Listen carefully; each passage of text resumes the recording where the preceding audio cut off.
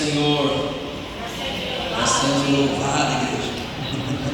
Louvado seja o Senhor. Amém. Glória a Deus. Vamos para a santa, bendita, poderosa palavra. Poderosa palavra do Senhor. Glória a Jesus. Irmãos, hoje nós vamos ter uma dinâmica diferente. Amém? Nós falamos com a igreja e nós faremos hoje um estudo da boa palavra do Senhor. Eu disse para vocês que nós iríamos estudar o que mesmo? Apocalipse, pastor. E eu não sei se vai dar, irmãos. Eu não sei se vai dar para a gente entrar em Apocalipse hoje. Mas, vocês têm uma noção, fiquei 2 anos ministrando escola bíblica dominical, o Apocalipse. E agora, em 2 cultos, nós teremos que fazer um resumo. Por isso, eu quero pedir para que você tenha paciência, porque nós vamos ler bastante textos. Então, vai ser uma pregação mais textual. Amém? Eu sei que pregação textual, irmãos, às vezes ela dá sono. Por quê? Porque a gente o brasileiro não gosta de ler. E a pregação textual às vezes ela dá sono. Então, se você perceber que a tua irmã do teu lado está querendo dormir, dá uma cutucãozinha nele assim, fala: não dorme não, cara, não dorme não. Amém? Glória a Jesus. Então vamos lá. Isso. Você está arrumando, né, Mari? Está estranho aqui em cima para mim. Deixa eu ver se eu vou aqui lá.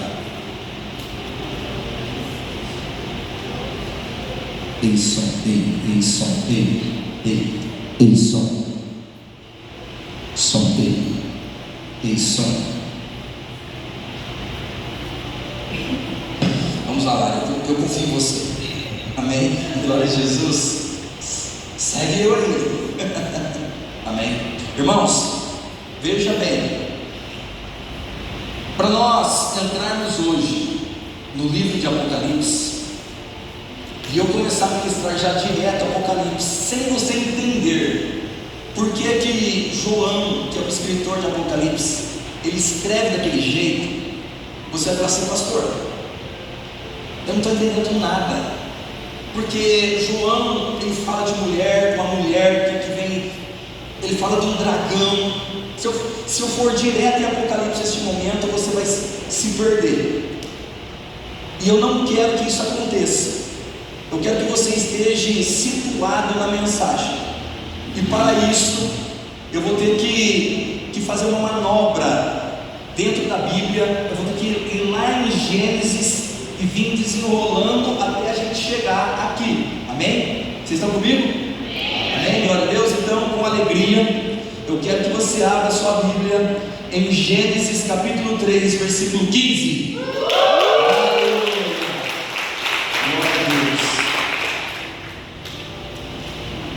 Eu estou com uma revista corrigida, viu, Lô? Glória a Jesus. O pastor fica trocando de versão, mas eu falo todas, né? Amém? Gênesis 3,15 diz assim: e porém inimizade entre ti e a mulher, e entre a tua semente, a sua descendência, e a semente dela, a descendência dela. Esta, a descendente dela, te ferirá a cabeça, e tu lhe ferirás o calcanhar. Amém? Glória a Deus. Vamos lá, Senhor. Em nome de Jesus, nós estamos na sua mão. Nós confiamos no Senhor e viemos aqui neste momento pedir a tua graça sobre nós. Ministra, Senhor, sobre a tua igreja. Senhor, nos dê sabedoria, e que ao sair daqui saiamos, Pai, em nome de Jesus, repletos da tua presença e do teu Espírito Santo. Em nome de Jesus eu oro e já te agradeço. Amém. Glória a Jesus. Pode se assentar, aperte o cinto. Se tivesse um cafezinho, eu falar: toma um café aí que... Amém. Mas não tem café. Glória a Jesus. Irmãos, como tudo começou? Como é que começou essa história de salvação? Como é que ficou melhor? Como é que tudo começou? Tudo começou com a desobediência do primeiro casal contra Deus. Vocês lembram disso daí? Adão e Eva? Deus ele fala para Adão e Eva: olha, vocês podem comer de tudo, mas não coma da árvore do conhecimento do bem e do mal. E o que aconteceu, irmãos? A mulher foi e desobedeceu a Deus. E logo após a mulher desobedecer a Deus, então o homem foi e desobedeceu também. Então, irmãos, nesse momento, o homem ele caiu. Aqui é conhecido como a queda do homem, a queda da humanidade. Alguém fala assim: ah, mas se deixa eu encontrar Adão, deixa eu encontrar Eva lá. Ah, meu amado, você ia comer a fruta do mesmo jeito. Se eu tivesse lá, sabe por quê? Porque os dois ali, nós estávamos ali dentro. A natureza nossa estava ali dentro. Então, tanto eu como você, não adianta a gente querer chegar lá no céu e dar um diplomazão, não, porque nós faríamos a mesma coisa. E não adianta lá, eu não faria assim. Você iria ouvir a serpente falando com você, e a serpente iria falar para você assim: olha, está tudo muito legal aqui, mas se você comer desta fruta, você vai ser igual a Deus. Irmãos, na mesma hora, assim como aconteceu com Adão e Eva, dentro de mim, dentro de você, iria nascer uma vontade enorme de querer ser igual a Deus. E então, a gente ia catar da frutinha lá, que não é uma maçã, tá bom? A gente ia catar da frutinha e lascar-lhe uma mordida. E aí Deus, irmãos, o que aconteceu? Deus ele vai conversar com Adão e Eva. Aí o que acontece? Conhecimento do bem e do mal. O bem, irmãos, eles já conheciam que era Deus. E agora o que faltava? Conhecer o mal. E quando eles olharam para eles, opa, nós estamos nus. E aí Deus, Adão, Eva, a hora que eles ouviram a voz do Senhor, eles se esconderam. Irmãos, por que eles se esconderam? Porque já tinha mal dentro do coração deles. Mas, olha só, Deus mesmo vendo a queda do homem, Deus ele não desistiu de sua criação. Deus ele não desistiu do homem. Naquele mesmo momento que o homem caiu, Deus já traçou um plano. E qual que era esse plano? O plano, porque agora, irmãos, o homem ele vai ter que morrer. Por quê? Porque Deus falou assim: um dia que você comer dessa fruta aqui, certamente você morrerás. Agora o que acontece? O homem está sujeito à morte. E Deus ele não criou o homem para a morte. Então, a palavra diz que naquele exato momento, Deus, ele cria um plano de salvação. Olha só o que Deus fala, aqui é onde nós lemos, é a primeira profecia sobre Jesus Cristo. Deus, ele fala para a serpente assim: eu vou pôr inimizade entre você e a mulher, e entre a sua descendência e a descendência dela. A descendência dela, olha só, falando de Jesus, que alguém que nascesse da mulher iria. Quem que era a serpente, irmãos? Satanás. João, lá em Apocalipse, ele fala que a antiga serpente, o diabo. Olha só, Deus ele fala assim: olha, alguém que veio do ventre da mulher. Esse alguém, você vai ferir o calcanhar dele, você vai ser dolorido para ele, mas ele vai pisar sobre a tua cabeça. Olha só, Deus está falando que alguém que iria nascer dessa mulher iria ser ferido pela serpente. Que jeito? Quando Jesus morreu na cruz. Só que ele iria pisar sobre a cabeça da serpente. Como assim? Ele venceria a morte. Por quê? Porque agora o homem está sujeito à morte, e alguém que viesse da mulher tinha que vencer a morte. Vocês estão entendendo comigo? Vocês estão na mesma linha? Um descendente de Eva iria pisar na cabeça da serpente. serpente, porém seria uma tarefa difícil, pois o descendente também seria ferido. Lá em Apocalipse 12, 9, vamos lá, Lu, Apocalipse 12, 9. Falei para ela que ela vai trabalhar bastante comigo hoje. Apocalipse 12, 9. Olha só para a gente saber quem que é a serpente. E foi precipitado o grande dragão, a antiga, chamada o diabo e Satanás, que engana todo mundo, e foi precipitado na terra, e os anjos foram lançados com ele. De que João está falando aqui, irmãos? Do momento que Deus lançou Satanás na terra. Ele caiu, e junto com ele caiu quem? Os anjos, uma terça parte que ele enganou. Amém? Agora, irmãos, vamos lá.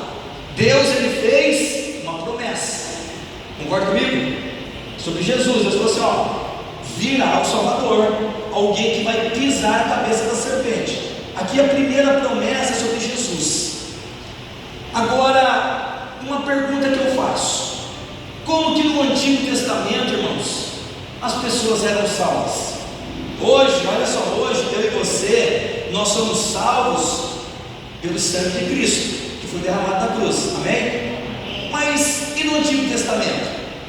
Como é que as pessoas elas eram salvas? Espera aí, alguém pode falar, pastor? Cumprindo as leis de Moisés. Alguém pensou sobre isso aí ou não? Pensaram, né? Mas e antes de Moisés? Como é que as pessoas eram salvas antes das leis de Moisés? Irmãos, as pessoas, elas eram salvas porque elas criam nesta promessa do Senhor, que viria alguém que iria pisar sobre a cabeça da serpente, e esse alguém venceria a morte e mudaria o estado do homem, das pessoas, de um estado de morte para um estado de vida. Amém? Então, quando Adão morreu, irmãos, ele morreu crendo nessa promessa, porque Deus fez a promessa para ele. Depois de Adão, irmãos, veio a linhagem de Sete, que era Sete é o nome de um dos filhos de Adão. E da linhagem de Sete, a palavra diz que Sete, ele cria em Deus, e por isso chama a linhagem de Sete de filhos de Deus. Só que Adão teve um outro filho que matou o seu irmão. Como é que ele se chamava? Caim. A linhagem de Caim, irmãos, era uma linhagem má. Então a Bíblia diz que era a linhagem dos ímpios.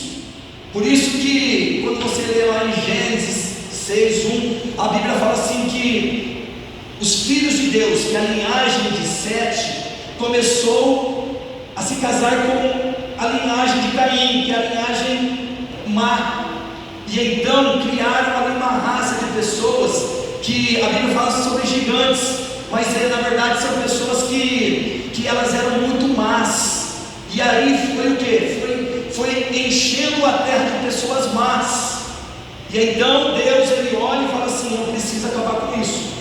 O que Deus fez? Somente a família de Noé, e Deus ele faz o extermínio dessa linhagem má, e ele começa novamente com Noé. Por que Deus faz isso, irmãos?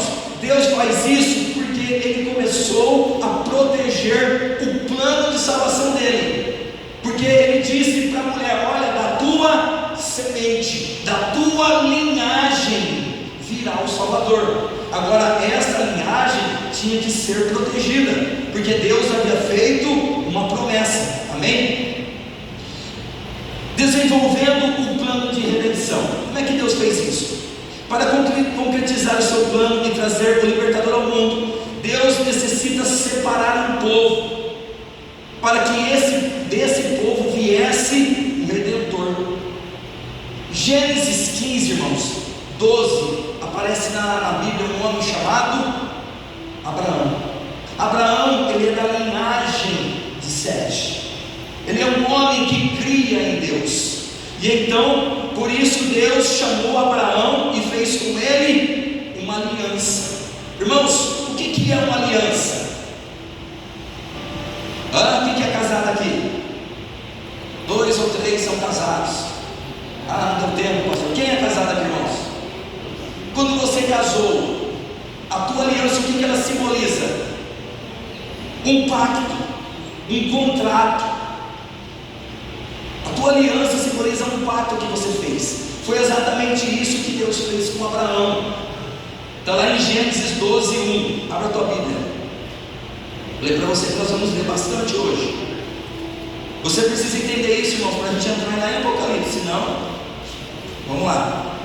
Ora, o Senhor disse a Abraão: sai da tua terra e da tua parentela e da casa de seu pai, para uma terra que eu te mostrarei, e farei de você uma grande nação, e abençoar-te-ei, e engrandecerei o teu nome, e tu serás uma bênção, e abençoarei os que te abençoarem, e amaldiçoarei os que te amaldiçoarem, e em ti serão benditas todas as famílias da terra. Olha só, Deus está fazendo uma aliança com Abraão. Agora em Gênesis 13, versículo 15, aí na partinha onde nós estamos aí, Deus fala assim: porque toda essa terra que você vê, eu hei de dar a você e a tua para sempre. Olha só, Deus ele vai mostrar. Ele fala para Abraão: olha essa terra, vê até onde os teus olhos veem. E Abraão, ele viu, irmãos, e Deus falou assim: está vendo toda essa terra que você está vendo? Eu hei de dar a ti e a tua semente, quer dizer, a sua descendência, por um tempo, está certo? Por um tempo, está certo? Não, é irmãos, prestem atenção, porque tudo isso aqui entra depois em Apocalipse. E se a gente não entender isso aqui, a hora que começar o milênio, a gente vai saber porque que Deus está dando um território do milênio para o povo de Israel. Amém? Olha só, está vendo aqui? Deus está falando assim: ó, essa terra aqui eu vou te dar, não é por uma geração. Eu vou te dar essa terra aqui, não é por um tempo pequeno, é para sempre. Sabe aquela terra que eles estão brigando lá? Tem gente que não entende. Tem gente que não entende. Mas Deus deu para eles para sempre. Deus é deles. Foi o próprio Deus que deu para eles. Tem gente que fala assim: não, Deus deu para. Foi Deus. Você quer brigar com Deus? Deus prometeu para Abraão: essa terra é de vocês para sempre. Amém? Eu farei a sua semente como o pó da terra, de maneira que, se alguém puder contar o pó da terra, também a tua semente será contada. Levanta-te, percorre essa terra no seu comprimento e na sua largura, porque a ti a darei. Gênesis 17, 7. Que dó, me rasgou aqui, meu filho. Gênesis 17, 7. Olha só, irmãos, isso aqui é um concerto, é uma aliança que Deus está fazendo com Abraão.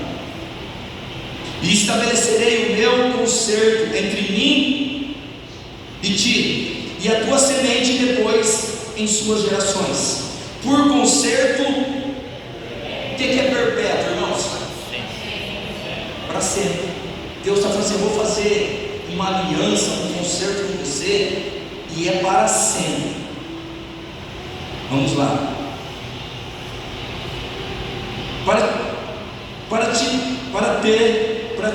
Para te ser a ti por Deus, eu vou ser teu Deus, e a tua semente depois de você, e te darei a ti e a tua semente depois de ti a terra das tuas peregrinações, toda a terra de Canaã em perpétua possessão, será para sempre de vocês, e ser-lhe-eis o seu.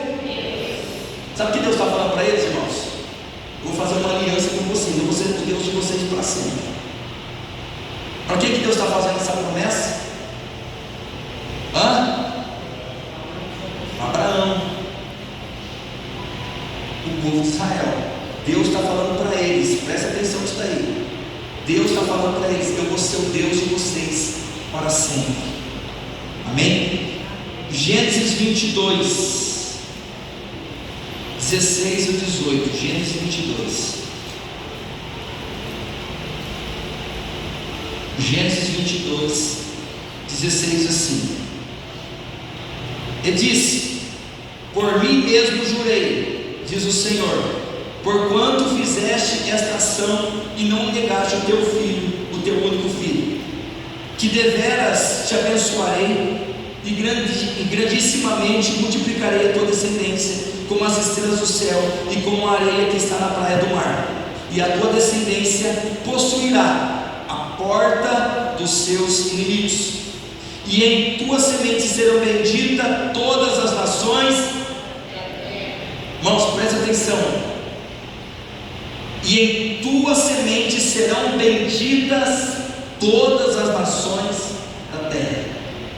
Sabe o que Deus está falando aqui para Abraão? Abraão, eu vou ser o teu Deus para sempre, eu vou te dar tudo que eu prometi para você, e todas as nações vão alcançar a minha bênção, porque eu estou fazendo esse pacto com você. Agora, por que Deus, irmãos, Ele faz esse pacto aqui com Abraão? Por que Deus resolve fazer aqui um concerto com Abraão? Porque Deus precisava garantir a linhagem de Eva, porque Deus havia prometido para Eva que na semente dela sairia quem? O Salvador. Agora Deus, irmãos, Ele está falando para Abraão: Abraão, você é da linhagem lá da Eva, você vem daquela linhagem, e eu vou garantir para sempre que a tua linhagem, o teu povo exista. Deus está fazendo uma aliança, irmãos. Uma aliança é um pacto, é um acordo, é um contrato, onde, olha só, onde as duas partes recebem atribuições e propõem mutuamente cumpri-las. Quando você vai casar, você fala assim: eu estou fazendo uma aliança com você, meu marido. Você está fazendo uma aliança com você, minha esposa. E então, nessa aliança, eu tenho responsabilidades e eu tenho também benefícios. Vocês estão entendendo? Os dois juntos têm responsabilidades e os dois têm benefícios. Agora, irmãos, algumas alianças, elas são temporais. O que é temporais? Que Deus, Ele faz uma aliança com uma pessoa por um tempo, enquanto ela viver.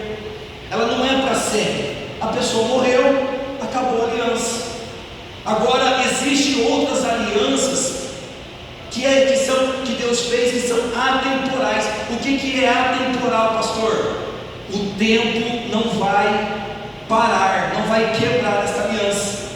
E esta aliança que Deus fez com Abraão, irmãos, ela é atemporal, ela não acaba, ela é perpétua, ela é para sempre. Então Deus está falando para Abraão: Abraão, para sempre esta aliança que eu fiz com você, para sempre ela vai existir.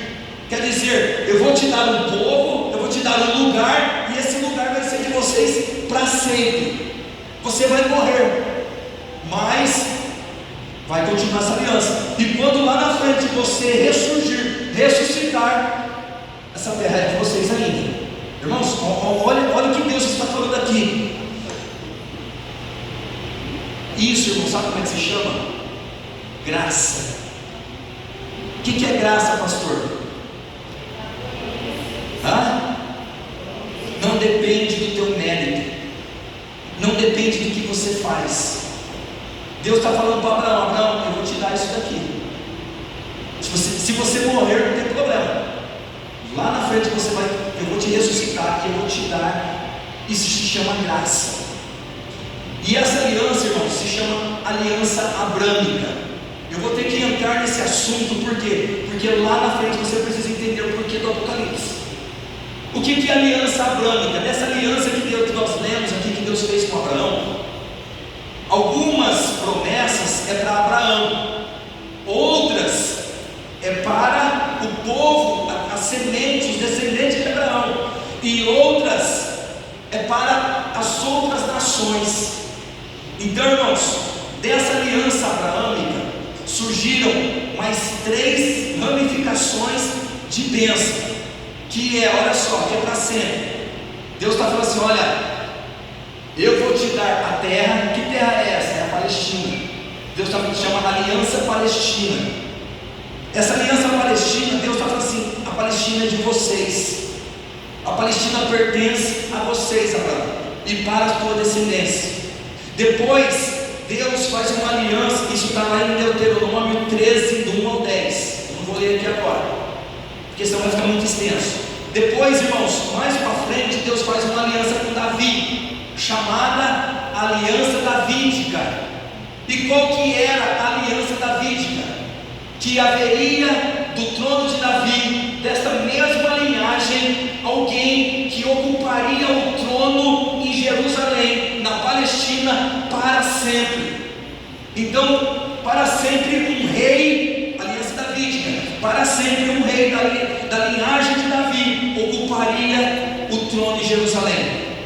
E a terceira se chama Nova Aliança. Está lá em a aliança da Davídica, irmãos, está em 2 Samuel 7:10 até o 16. E a nova aliança está em Jeremias 31 até o 40.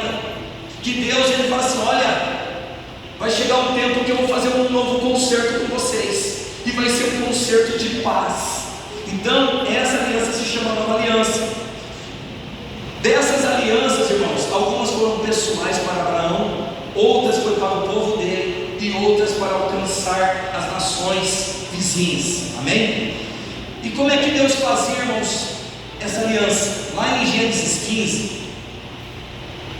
Deus fala para Abraão: Abraão, você vai pegar o novilho, você vai pegar o carneiro, você vai cortar eles no meio. E como é que eles faziam uma aliança naquela época? Eles pegavam o animal, eles cortavam o animal no meio, colocavam uma parte para lá e uma parte para cá. As duas pessoas, elas andavam no meio daquele animal cortado no meio, andava bem no centro, aonde estavam aqueles dois animais, aquele animal que estava em duas partes. E ali eles faziam um pacto: olha, o pacto que eu faço com você é um pacto de morte, porque se eu não cumprir a minha parte, eu morrerei como esse animal que está morto. Lá em Gênesis 15, a Bíblia diz que Deus, ele fala para Abraão: Abraão, pega os animais e corta eles, e nós vamos fazer um pacto, nós vamos andar no meio dos animais. Só que Abraão, irmãos, ele não pode andar com os animais. O que Deus faz? Quando Abraão está ali no meio dos animais, Deus faz que Abraão caia no sono, para que Abraão não veja a face de Deus. E então Abraão, ele tem um sonho, e nesse sonho ele vê um grande redemoinho de fogo passando no meio daqueles animais. E Abraão entende que é o próprio Deus que o fez dormir, e o próprio Deus passou ali para fazer um pacto com Abraão. E por isso esse pacto é um pacto eterno.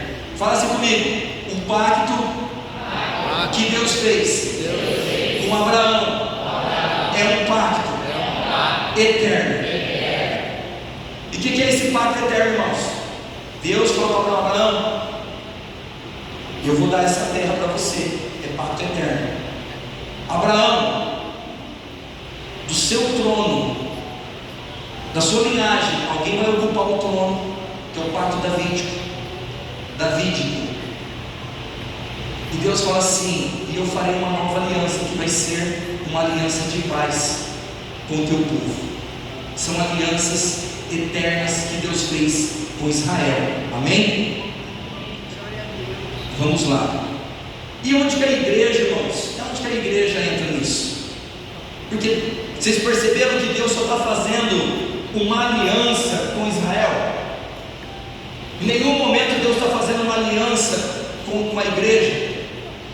Olha só, a base de todas as bênçãos da nova aliança, que está lá em Jeremias 31, é o sangue do Cordeiro, é o sangue de Cristo. Esta é a base da nova aliança.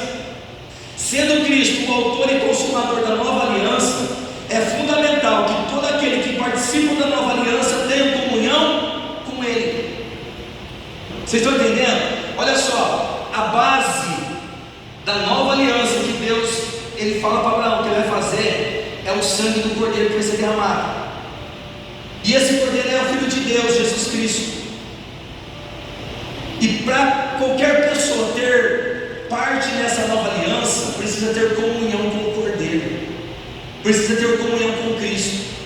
Está aqui, irmãos, porque que nós respeitamos todas as religiões, mas o único Salvador da igreja se chama Jesus Cristo.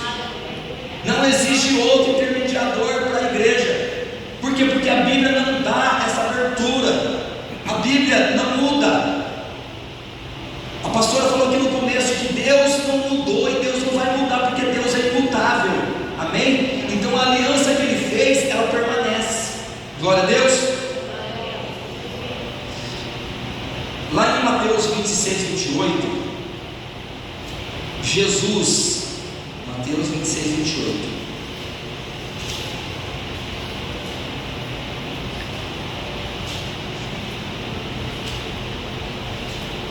Mateus 26, 28, Jesus, Ele disse assim: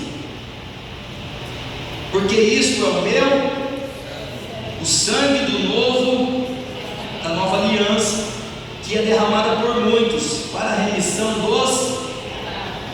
Olha só, essa nova aliança, ela trata de remissão de pecados, de perdoar pecados, de tirar culpas. E Jesus, Ele fala assim: porque isto é o meu sangue, o sangue da nova aliança, que é derramado por muitos para a remissão dos vossos pecados. Para a remissão dos nossos pecados, irmãos, nós precisamos ter comunhão com o Cordeiro de Deus, que é Jesus Cristo, porque sem essa comunhão, os nossos pecados não são perdoados. Amém? João 15,5, Jesus, Ele fala assim, olha, João 15,5, Jesus fala assim: eu sou a videira verdadeira, vós são as varas, vocês são varas. Quem está em mim e eu nele, esse dá muito. Como é que uma árvore, irmãos, ela dá fruto? Ela precisa da seiva, ela precisa da vida que o tronco dá. Então olha só, Jesus está falando assim: eu sou o tronco que traz vida para vocês. Se vocês estiverem em mim, vocês darão frutos, quer dizer, dentro de vocês terá vida. Agora, se vocês não estiverem em mim, não tem como vocês darem vida. Amém? Irmãos, nós só temos vida se nós estivermos em Jesus. Você só tem vida se você estiver em Jesus. Aqui, irmãos, eu vou fazer uma pausa. Por quê? Porque eu mostrei, eu não sei se você entendeu, mas eu preciso que você entenda que Deus, Ele tem uma aliança. Ele fez uma aliança. Primeiro Ele fez uma profecia com Eva, para Eva, que da semente dela, do ventre dela, haveria alguém que iria pisar sobre a cabeça da serpente. Amém? Deus fez essa promessa. De Eva e Adão vieram 7, de 7 veio Noé, de Noé veio Abraão, de Abraão veio Jacó, veio Isaac, veio Jacó, dessa linhagem de Isaac, de Jacó, veio Davi, da linhagem de Davi veio Jesus Cristo. Então, olha só, aquilo que Deus prometeu para Eva lá atrás, se cumpre em Jesus Cristo. Vocês estão entendendo? Ele foi ferido, não foi ferido? Ele foi mordido pelo calcanhar pela serpente, porque Deus falou isso daí. Agora, irmãos, nós precisamos dar uma pausa aqui. Nós precisamos entender o Apocalipse. E aonde nós vamos entrar no Apocalipse? Eu vou entrar no Apocalipse do Antigo Testamento, para a gente poder depois entender do Novo Testamento. E aonde é o Apocalipse do Antigo Testamento? Em Daniel.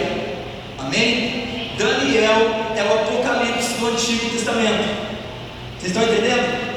Então vamos lá, Daniel, capítulo 9, versículo 24.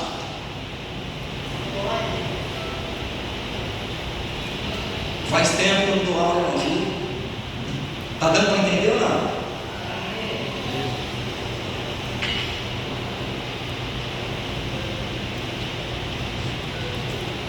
De repente você quer pregar no meio da aula, de repente você sabe da aula, você não sabe se prega.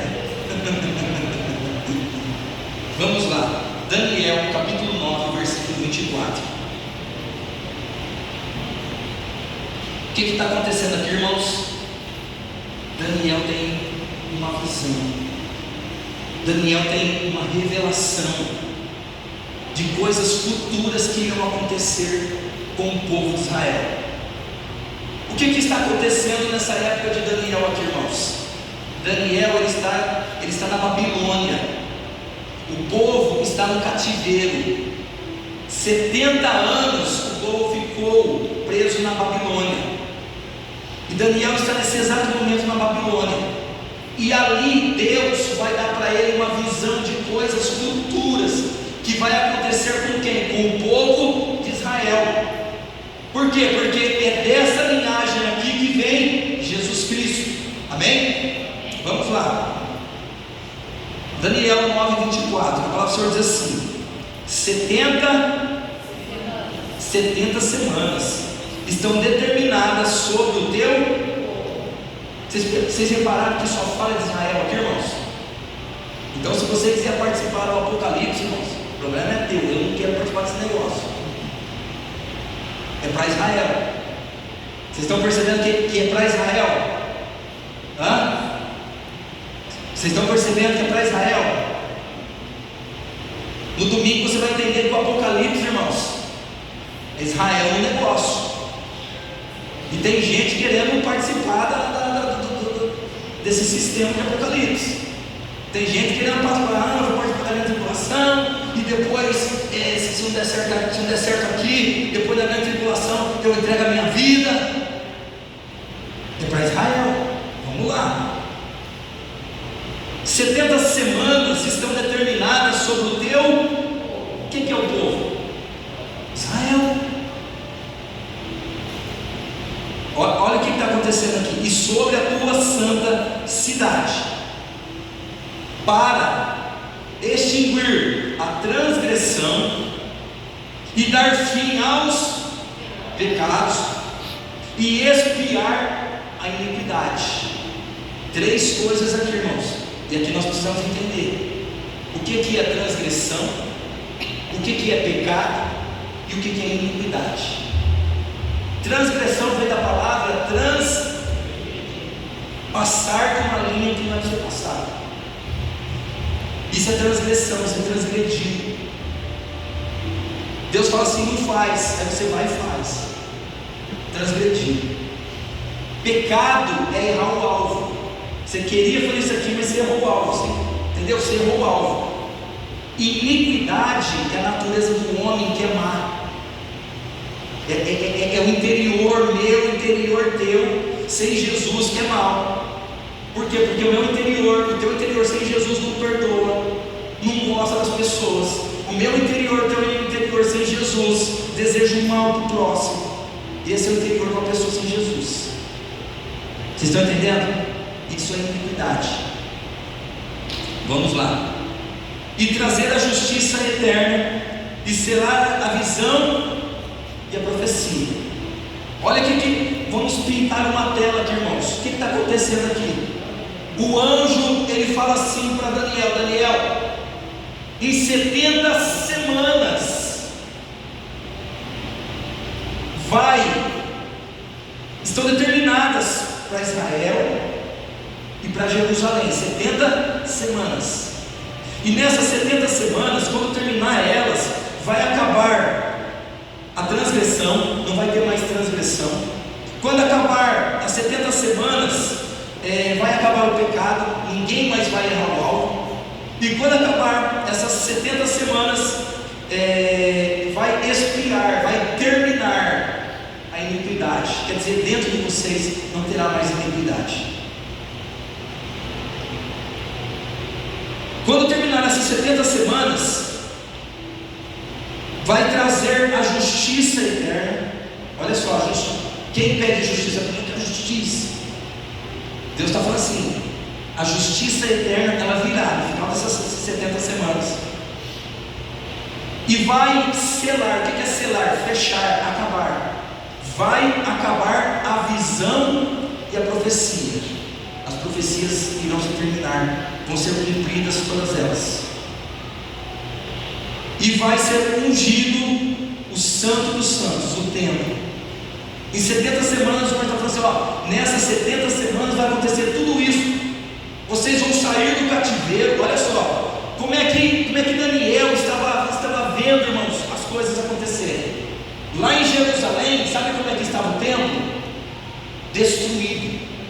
Lá em Jerusalém, sabe como é que estava a cidade? Destruída. Aí Deus ele fala assim: em 70 semanas, já que vai ungir o Santíssimo, já que vai ter a cidade, quer dizer que em 70 semanas a cidade iria ser reconstruída. Em 70 semanas o templo seria levantado. Em 70 semanas, novamente os pecados seriam expiados. Só que o anjo ele fala para Daniel: Daniel, não é 70 anos normal. A palavra aqui, irmãos, quando ela está nas semanas, o hebraico é o seguinte: ele tem a palavra, a diretriz, e ele tem um número em cima. E esse número, ele significa o sentido daquela palavra.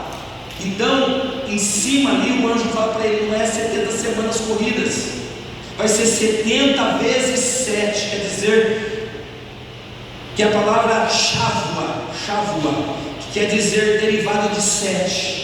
Então é 70 vezes 7, em 490 anos. Tudo isso iria acontecer. Só que para acontecer tudo isso, irmãos, Israel tem que estar na sua terra, o templo tem que e a cidade de Jerusalém tem que pertencer a Israel. No período em que Israel não está na terra deles, para a contagem. No período em que Israel não domina a cidade de Jerusalém, o templo, para a contagem. Por quê? Porque é o tempo que Israel é dono da terra.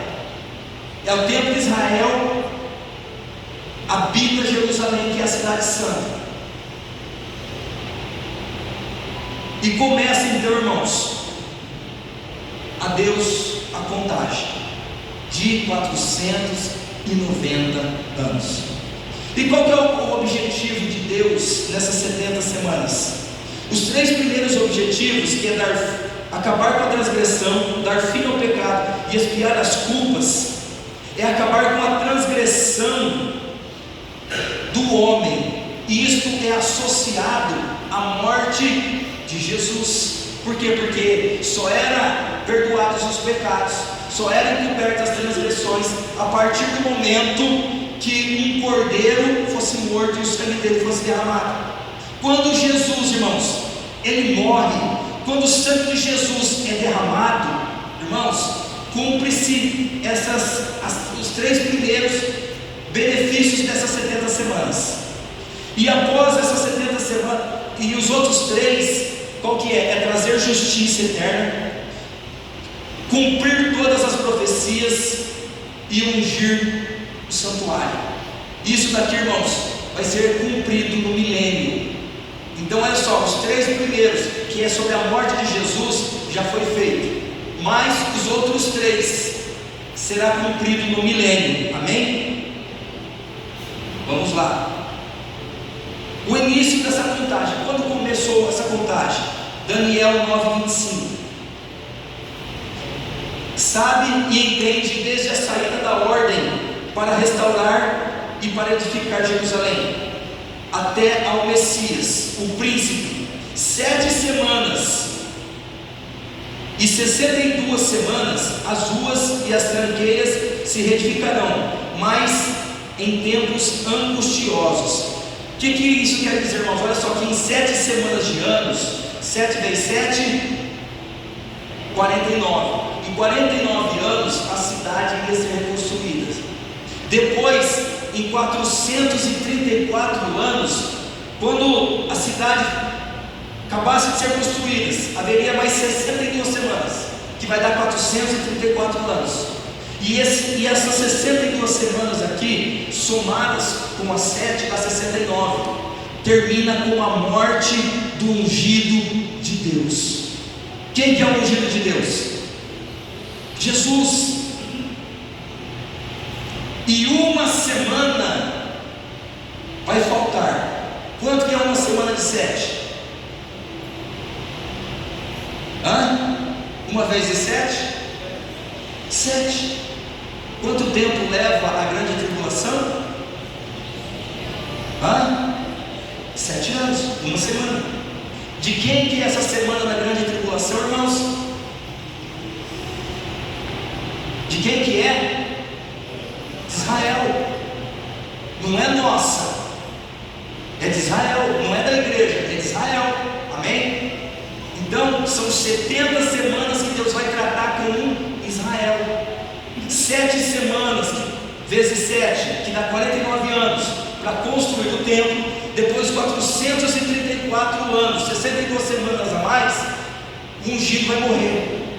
Termina a semana 69 com a morte do ungido de Deus. E depois falta uma semana. Amém? Esta última semana só irá começar quando acabar o tempo dos gentios. Por quê? Porque Jesus, lá em Lucas 21, do 20 ao 24, Jesus ele fala desse tempo. Por quê? Porque Israel fica sem.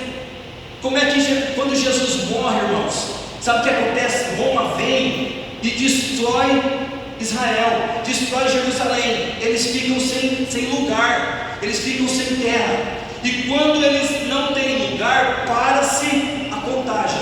Amém? A contagem parou.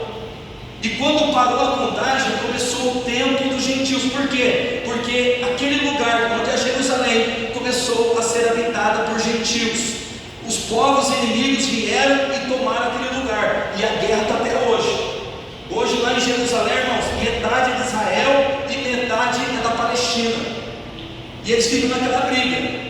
E enquanto Israel não for dono total daquele lugar, não começa a última semana, que é onde vem o Apocalipse. Amém? Vocês estão entendendo, irmãos? É complicado, eu sei disso. Mas vamos lá. O tempo dos gentios, irmãos, está lá em Lucas 21, 20 até o 24. Mas quando vir de Jerusalém cercada de exércitos, sabei então que é chegada a sua desolação. Então os que estiverem na Judéia, que fujam para os montes. Os que estiverem no meio da cidade, que saiam. E os que estiverem nos campos, que não entrem nela. Porque dias de vingança são estes, para que se cumpram todas as coisas que estão escritas. Mas ai das grávidas e das que criarem naqueles dias, porque haverá grande aflição na terra, e irá sobre este povo, e cairão ao fio de espada, e para todas as nações serão levados cativos. Está falando, olha só, da destruição de Jerusalém por Roma. E Jerusalém será pisada pelos gentios, quer dizer que o povo inimigo vai tomar Jerusalém, até que os tempos se completem. Olha só, quando Jerusalém é tomada, para a contagem das 69 semanas, e os gentios tomam conta de Jerusalém, que até hoje a Palestina ela tem uma parte lá dentro. Israel só vai tomar novamente, irmãos, Jerusalém de volta quando terminar o tempo dos gentios. Quando é que termina o tempo dos gentios, irmãos? Mas a igreja será arrebatada. Quando a igreja for arrebatada, terminou o tempo dos gentios. Este é o tempo que nós estamos vivendo agora, o tempo dos gentios. E é esse tempo que nós estamos vivendo agora, que Deus ele abre por misericórdia, Deus ele abre pela sua graça. para que nós que não somos judeus possamos ser enxertados em Cristo. Vocês estão entendendo? Vocês estão entendendo a maravilhosa graça de Deus, como é que funciona, irmãos? Deus, Ele deu esse tempo para que a salvação chegasse até nós, porque Deus, Ele fez uma promessa para Abraão. Deus fez uma aliança com Abraão. Deus disse: Abraão, através de vocês serão benditas todas as nações, os gentios, somos nós. Hoje, irmãos, existem 3 grupos. O primeiro é Israel, o segundo, os gentios, e o terceiro, a igreja. Pastor, se hoje o israelita aceitar Jesus, ele é o que? Ele é parte da igreja, porque agora nós estamos vivendo o tempo da igreja. E irmãos, e esse tempo ele vai se acabar, e ele vai chegar ao fim. Jesus, ele fala que Jerusalém ela foi tomada e ela ficará na mão dos gentios. E enquanto os gentios forem donos de Jerusalém, eles pisarem em Jerusalém, esse é o tempo dos gentios, é o tempo da igreja. Quando Israel tomar de novo Jerusalém, você pode colocar aí que então Jesus Cristo ele voltou para buscar a igreja dele, porque é a Bíblia, irmãos, é a Bíblia que diz isso, que a 70ª semana, a semana de número 70, ela começa quando Israel for dona de Jerusalém. E quando é que isso vai acontecer, pastor? Vai acontecer através de uma aliança entre Israel e o anticristo. O anticristo vai conseguir fazer um pacto de maneira que Israel ele consiga novamente Jerusalém. E então ele vai reconstruir o templo. O templo será reconstruído. Irmãos, olha aqui. Eu estava vendo uma reportagem esses dias atrás, porque para o templo ser ungido, como a Bíblia fala aqui, lá na frente que o templo será ungido, é necessário que haja um óleo especial. E esse óleo, ele é feito de uma cana que só Israel que tinha. E quando Roma atacou fogo em Jerusalém, ele queimou toda essa cana. E quando foi esse tempo atrás, um arqueólogo ele achou uma botija desse óleo aromático guardado, enterrado. E agora já separou esse óleo. Outra coisa, lá em Deuteronômio fala de uma novilha vermelha específica para sacrifício no templo. E essa novilha já não existia mais. E agora eles já conseguiram reproduzir, e já estão reproduzindo a novilha vermelha do sacrifício do holocausto. Está faltando um pouquinho a coisa, irmãos. Só falta o templo ser reconstruído. E o templo vai ser reconstruído quando Israel tomar Jerusalém por completo. Então, olha só. Vocês conhecem a ampulheta? Que é que tem aquela areia em cima que fica caindo para baixo. O nosso tempo está terminando. O tempo da igreja está terminando. A pastora leu aqui sobre a igreja de Laodiceia, aqui no começo. Eu vou falar sobre essa igreja na semana que vem. A igreja de Laodiceia, irmãos, ela é a igreja do último tempo. É uma igreja, irmãos, que ela se corrompe. É uma igreja que ela não sabe o que é adorar a Deus. Ela começa a misturar a adoração com profanação. E a gente já está vendo isso acontecer nas igrejas. Você pega, irmãos, nós estamos no final da Filadélfia. Quem que é a igreja de Filadélfia? É a igreja missionária. É a igreja, Jesus ele fala assim: olha, eu vou abrir a porta para vocês, igreja de Filadélfia. Vocês vão alcançar todos os povos. Só que após a igreja de Filadélfia vem a de Laodiceia. E a de Laodiceia, irmãos, o que ela faz? Ela se corrompe, ela profana o culto, ela faz o culto de qualquer jeito, ela entrega qualquer jeito a adoração para Deus. E nós estamos saindo, irmãos, da igreja de Filadélfia, estamos entrando, nós estamos passando bastão para a próxima igreja. E a próxima igreja é a última igreja antes da vinda do Senhor. Amém? Vamos lá. Já vou terminar essa parte aqui, irmãos. Daniel, irmãos, ele tem uma visão. E nessa visão, Deus mostra para ele 70 semanas. Só que em Daniel 2, eu não vou ler aqui para a gente não estender. Nabucodonosor, ele é o rei. E ele tem um sonho. E nesse sonho ele vê uma grande estátua dele mesmo.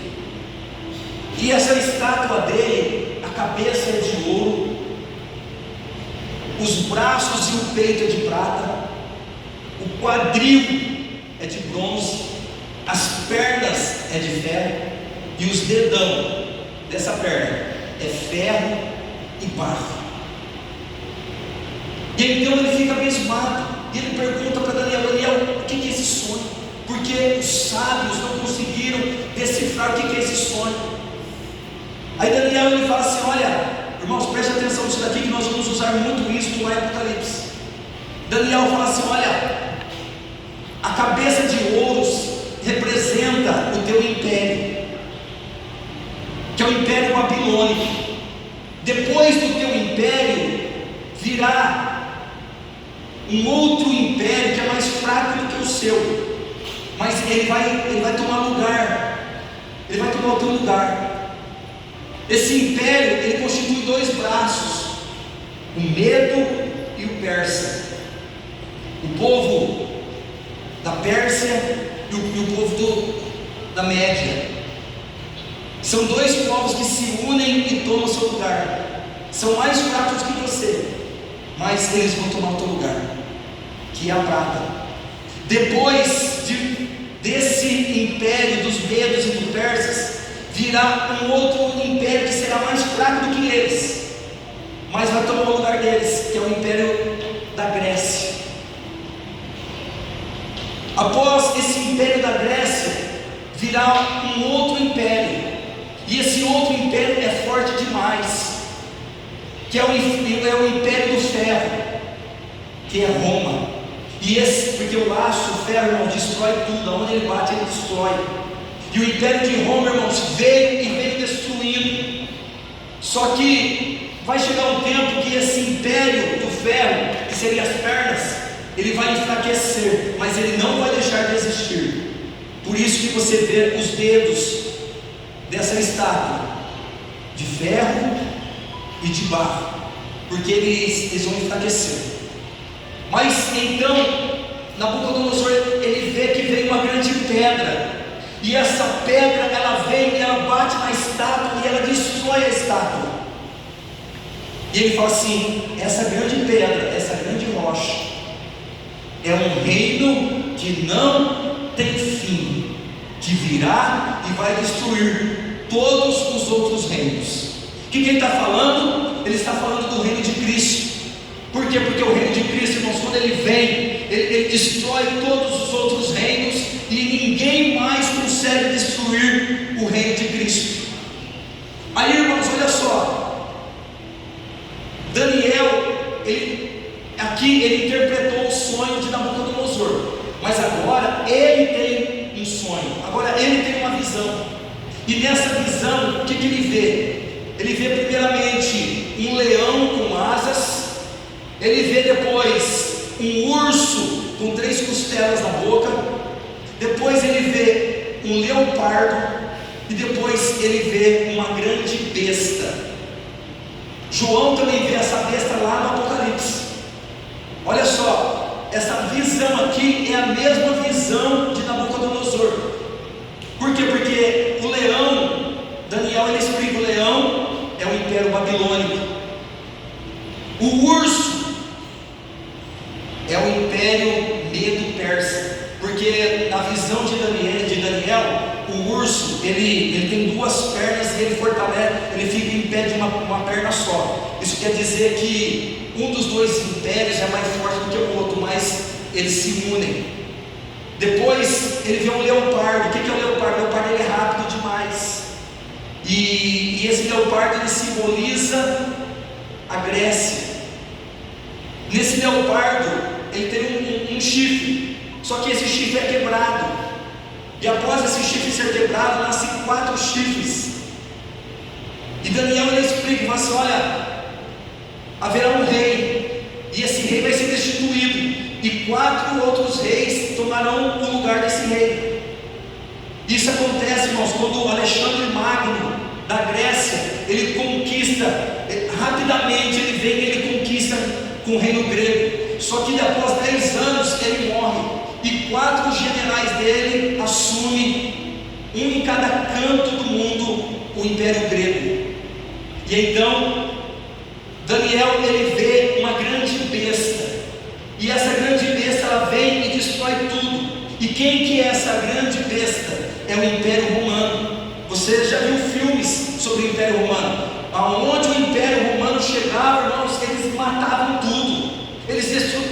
Para você ter uma noção, se não se rendia a eles, eles destruíam, tacavam fogo na cidade. E foi isso que aconteceu com Jerusalém. Jerusalém não se rendeu, Israel não se rendeu. O que eles fizeram? Destruíram o povo de Israel, e eles foram um para cada canto. E é sobre isso que Jesus fala: ai naqueles dias, porque vocês serão dispersos, cada um vai, vocês vão ficar sem terra. Ai das grávidas, ai daquelas que tiver neném no colo. Se alguém esqueceu alguma roupa, uma túnica, não volta não, porque você vai morrer. Já sai dali correndo, porque eles vão destruir tudo. E o Império Romano, irmãos, fez isso, destruiu tudo, ao ponto que não tem mais um templo para eles poderem sacrificar. E agora, quando Israel fazer a aliança com o anticristo, o templo vai ser reconstruído, a cidade santa vai ser novamente Israel, mas a igreja não vai estar mais aqui. Amém? Glória a Deus. Vamos lá, irmãos, vamos terminar aqui. E a igreja? E nós? Quando é que começou o nosso tempo? E quando é que vai terminar o nosso tempo de igreja? A igreja, irmãos, ela começa no dia de Pentecostes. A igreja começa no dia do Pentecostes, com o derramar do Espírito Santo. Porque a partir daquele dia, os discípulos cheios do Espírito Santo, eles saem de dentro daquele cenáculo e começam a pregar em toda a região e em todo o mundo. E o Evangelho chegou a mim, chegou a você, porque alguém cheio do Espírito Santo pregou a palavra do Senhor Jesus para você. Pastor, mas e quando vai terminar? Quando vai terminar o tempo da igreja? O tempo da igreja vai terminar com o arrebatamento da igreja por Cristo Jesus. Primeira carta de Paulo aos Tessalonicenses 4:13. Primeira carta de Paulo aos Tessalonicenses 4:13 diz assim: não quero, porém, irmãos, que sejais ignorantes acerca dos que já dormem, para que não vos entristeçais como os demais que não têm esperança. Porque se cremos que Jesus morreu e ressuscitou, assim também aos que em Jesus dormem, Deus os tornará a trazer com eles. Dizemos-vos, pois, isto pela palavra do Senhor, que nós, os que ficarmos vivos para a vinda do Senhor, não precederemos os que dormem. Porque o mesmo Senhor descerá do céu com alarido, e com a voz do arcanjo, e com a trombeta de Deus, e os que morreram em Cristo ressuscitarão primeiro. Depois, nós, os que ficarmos vivos, seremos arrebatados juntamente com eles nas nuvens, a encontrar o Senhor nos ares, e assim estaremos para sempre com o Senhor. O tempo da igreja, irmãos, começou no dia do Pentecostes, e o tempo da igreja vai terminar no dia do arrebatamento. O tempo da igreja está terminando aqui nessa terra. Se você ainda não entregou a tua vida para Jesus, não demore mais. Não demore mais, porque a promessa da Bíblia é que o mesmo Jesus que subiu, que se ascendeu aos céus, ele voltará com poder e grande glória. Esta será o final do tempo da igreja, e então começará a grande tribulação, a última semana da visão de Daniel, os últimos 7 anos da visão de Daniel. E é sobre isso que nós iremos falar no domingo, porque, como eu disse para vocês, lá em Apocalipse, começa com João, ele tendo uma visão, e ele anda no meio de 7 castiçais. Ele anda no meio desses castiçais, e cada castiçal desse representa uma igreja do Senhor. Ele começa com uma igreja, que é a igreja de Éfeso, que é uma igreja que começa com os apóstolos, que é uma igreja que começa com os primeiros cristãos, uma igreja muito determinada, mas que com o tempo e o zelo que ela tem pela palavra, ela esqueceu do amor pelo próximo. Aí o Senhor Jesus, ele começa relembrando aquela primeira igreja: aconselho que você volte ao primeiro amor. E a penúltima ou sexta igreja é a igreja de Filadélfia, que é esse tempo que nós estamos vivendo. A essa igreja de Filadélfia foi dado a essa igreja uma autoridade, que as portas se abriram para ela, e com as portas abertas para essa igreja consegue chegar no mundo todo levando o evangelho do Senhor. Mas esta igreja, irmãos, ela passa o bastão para uma outra igreja, que é a igreja de Laodiceia, que é a última igreja dos últimos dias. A última igreja dos últimos dias é uma igreja que ela esquece da sã doutrina, é uma igreja que ela já não consegue mais adorar a Deus de uma maneira que ela entra na presença de Deus. Então João, irmãos, após esta visão dessas igrejas, ele é levado para um lugar, uma sala, e nessa sala, porque João fala assim, e abriu uma porta, e eu entrei num grande cenáculo, numa grande porta, e ali estava o Cordeiro de Deus, estavam os 24 anciãos, estavam os apóstolos, ali naquele cenáculo, irmãos. Que lugar é esse? É o lugar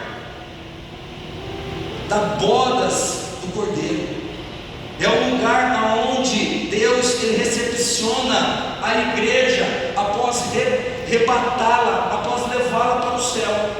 Deus, o Senhor Jesus, ele leva essa igreja para um lugar que a Bíblia, Paulo ele fala sobre um tribunal de Cristo, aonde o galardão será dado. Mas essa palavra tribunal, irmãos, ela é muito vaga, porque na verdade o grego mesmo é escrito bema. O que é bema? É um lugar de galardoamento. É ali que nós receberemos os nossos galardões. A igreja vai ser galardoada no bema de Cristo.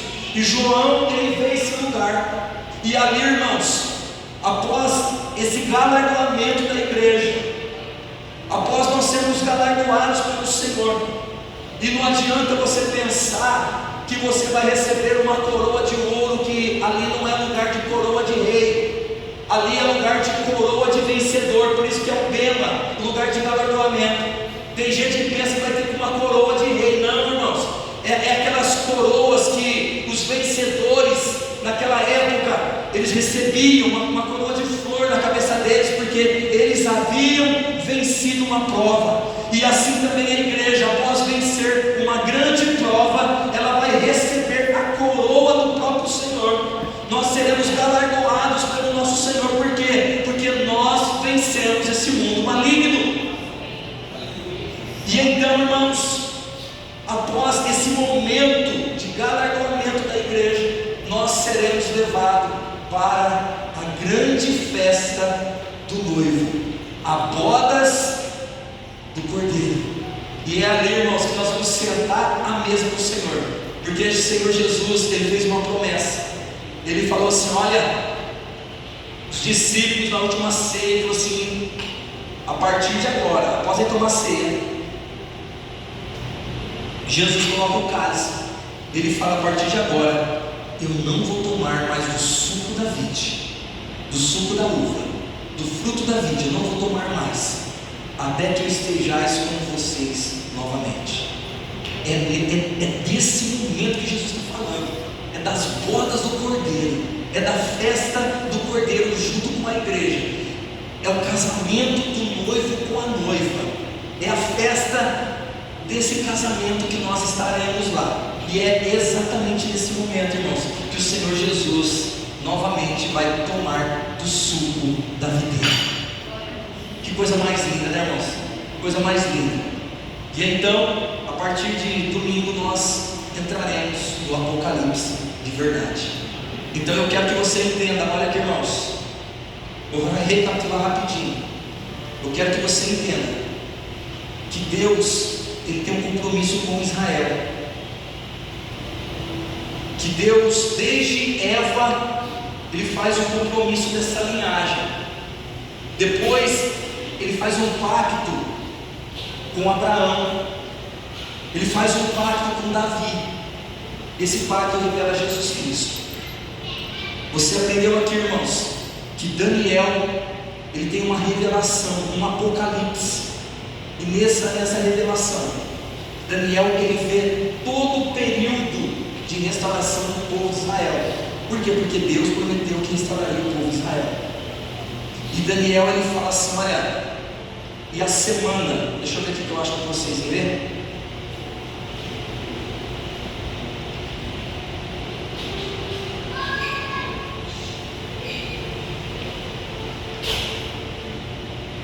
Aqui, ó, 26, Daniel 9, 26. E depois das 62 semanas será tirado o Messias, e não será mais. O Messias será tirado, vai morrer. Jesus foi tirado. Só que